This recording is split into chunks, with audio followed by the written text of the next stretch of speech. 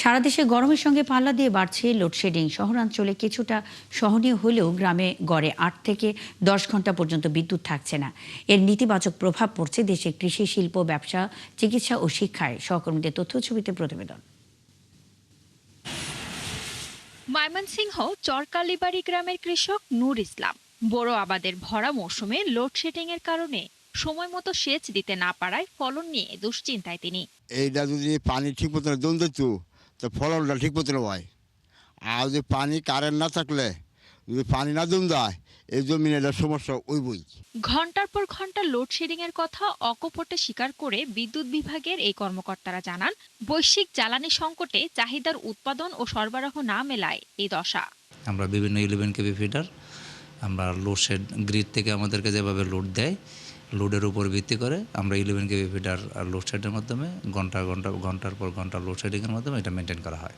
গোপালগঞ্জের কাশিয়ানীতে দিনে ১২ থেকে ১৫ বার লোডশেডিং হচ্ছে। বিদ্যুৎ না থাকায় খুব ভোগান্তিতে আছি। বিদ্যুৎ না থাকাতে আসলে আগের মতন যে আমাদের যে বেচাকেনা ছিল সেটা এখন আসলে কম।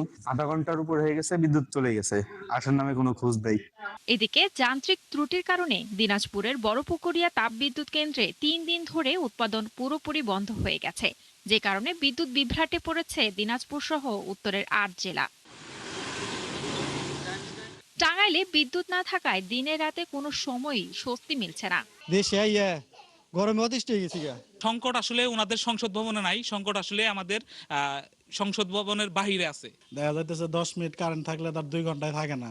মানিকগঞ্জে ঘন ঘন লোডশেডিং এ গরমে স্বস্তি পেতে অনেকেই গাছতলায় কিংবা ছায়ায় বসে সময় কাটাচ্ছেন।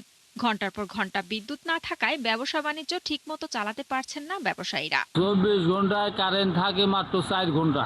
এই দেন কারেন্ট নাই বিদায় ঘরে একটা কাস্টমার নাই।